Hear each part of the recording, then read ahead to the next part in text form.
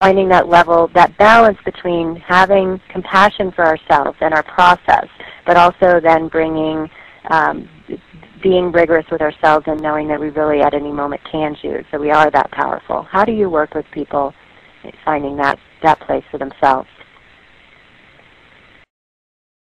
Well, what I find is most people are very disempowered. Most people really don't feel like they have power, true power. You know, most people feel trapped and depressed, stuck in their situation, and have really given up their dreams. And typically, the people that come to me are in a place where there's something inside them that's pushing them really strongly. Their inner voice is really pushing them. You know, it's time to find yourself. It's time to find who you are and start living the life you want. But they don't know how. They feel stuck. You know, like you say, what are you waiting for? Almost everybody is waiting for, you know, to have enough money so I can have kids and then I'll be happy, right? Or to find the right lover and then I'll be happy. Or to lose 10 pounds so that then I can find the right lover and then I'll be happy. And waiting for your life means you're just going to be waiting forever. You know, I love that topic because it can constantly be applied. In fact, I'm thinking if you just took that, what am I waiting for, and put it in your vocabulary to yourself and use that daily or at any time that you felt frustrated or stuck or depressed, and you say, well, what am I waiting for? I find people just don't have a level of self-worth. And I really understand this because most of my life I was a people pleaser. I was very caught up in trying to please my parents and be good enough and be what they wanted and still try to be happy myself. And what I found out is you can't please anyone else. Now people are going, well, of course you can. Well, of course you can. But if your purpose is to please other people, then you're never going to be living from your true inner self. And you aren't going to be happy. And you can't access that empowerment until you make it important for you to be happy. And because it sounds to a lot of people when you say be happy, be joyful, that you're sort of ignoring that life is serious and that there's problems out there and that there's bills to pay and things to be done, and don't just think you can be a little kid and skip around and be happy all the time. You have responsibilities. That's not what it's about. It's the fact that when you're happy or you're drawn to something or something really excites you, then you're accessing your power. Then you know you're in the right place. Then you know you're doing what's best for you. And so it's just a really easy indication that, oh, this is what makes me happy. That means that this is the direction I should go. So when you're feeling disempowered, a really powerful thing is just to stop. One of the things that I did a few years ago, I was in the middle of a very, very horrendous divorce. I had no clue it would be anything like that. I'd been married for 26 years. I thought it would be amicable, and it turned into some sort of nightmare. And I would frequently not even be able to think straight. And I was very worried about money because my business was being attacked and all these things were happening, and I thought I need to run out and start doing things to make money. And what I do is I teach people to become powerful in themselves by learning to hear their inner voice, learning to access and understand their intuition, their knowing, their gut feelings, understand the feelings they have in their energy system, their body, and then be able to tune those whichever way they want.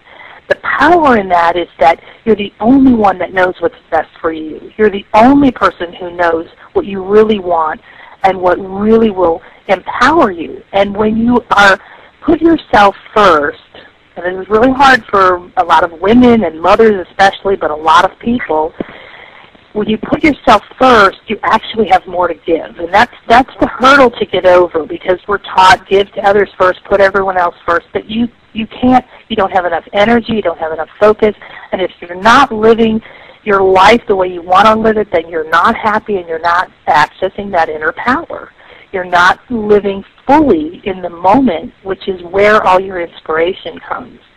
So I would make myself sit down. The minute I would start saying, I've got to do something about this situation, instead of running out and calling people or doing something, I made myself sit. And I sat and I would meditate. Sometimes I'd just sit and deep breathe, or sometimes I'd just sit and relax. But I would make myself stop first and get calm and get into a space where I was more tuned into myself and just say, okay, now what do I really want to do in this moment? What feels the best to me in this moment? And when you do that, whether you're upset or not, but when you do that, you'll find that things in your life line up and flow in a way you've never imagined, because you're doing inspired action instead of just action. You're just, running around doing a lot of action is not how to create things in your life. We think it is because it's what we've been taught, but it's your alignment with your inner energy, with your inner desires, with what makes you feel good, that then gives you the inspiration of knowing what to do in that moment for you. And when you are quiet enough and tuned in enough to yourself that you can feel that or hear that or know that, then you do it and amazing things happen. Like you may sit down and say, oh, this is just terrible. Something just horrible has just happened. I don't know what to do about it. And if you do this, if you just take a moment and you even ask, you can ask for this help. If you don't have a really good connection to your intuition and your inner knowing, just start asking, saying, I want to hear what's best for me in a way that I can easily understand. Show me, tell me in a way I can understand. But you have to be quiet enough or learn to tune into how you feel enough to be like, oh, that's the feeling I'm waiting for. And so you might sit and then suddenly, you get this image of a friend of yours in your head and you feel like calling her and you're like, what is that all about? That has nothing to do with my problem. That would be a really good time to do what you just saw, because you don't have any idea how the universe is going to line things up for you. You could get up and go call that friend, and that friend could be like, I was just thinking about you. I talked to someone the other day, and I think that you'd be the perfect coach for them. Here's their phone number, or whatever. You just have no idea what can happen. So accessing your inner power is really, I call it living an inner-powered life, living from your core outward, or seeing yourself from the inside out instead of the outside in. That means standing in your center and knowing who you are, or being willing to know who you are, and then projecting outwards into the world. So your perspective is from within you and then out, instead of what many of us do, and I did this too, was when you worry all the time what other people are thinking of you, you don't want to upset people, what are their opinions, what if they don't like me, what if this, what if that. You're disempowering yourself. You're leaking energy all over, and that's why you get tired and exhausted.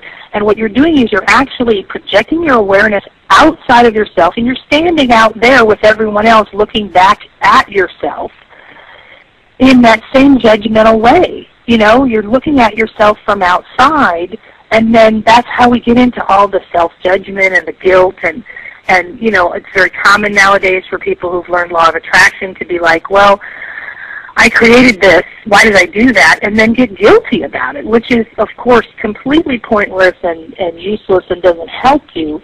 And it's not about being guilty about what you've created. It's about being powerful and saying, well, if I created this, then I can uncreate it. I can create something else. I made a choice, but I don't like where it took me, so now I'm going to make another choice. It's just another step on the path.